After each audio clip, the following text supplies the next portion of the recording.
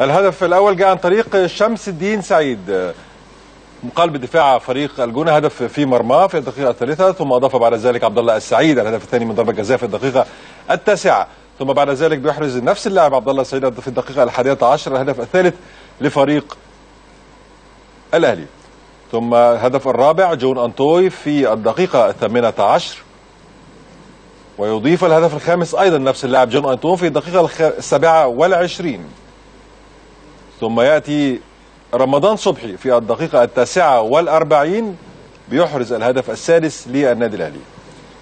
ثم الظهير الأيمن للنادي الأهلي والوافد الجديد القديم أحمد فتحي في الدقيقة الثانية والخمسين من تسديدة بيحرز الهدف السابع. مالك إيفونا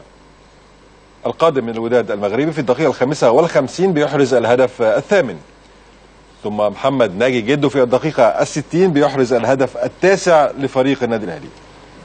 والظهير الأيسر حسين السيد له أيضا نصيب في الدقيقة السادسة والستين بيحرز الهدف العاشر لفريق النادي الأهلي،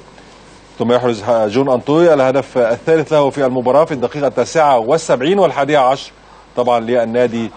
الأهلي، هو هدف جون أنطوي، ثم في الدقيقة الثانية والثمانين جون أنطوي بيحرز الهدف الرابع له والثاني عشر للنادي الأهلي. يأتي بعد ذلك الختام حسام غالي بيحرز الهدف الثالث عشر لينتهي فوز النادي الأهلي على الجونة ب13 هدفا مقابل لا شيء في أكبر نتيجة حصلت في كأس مصر.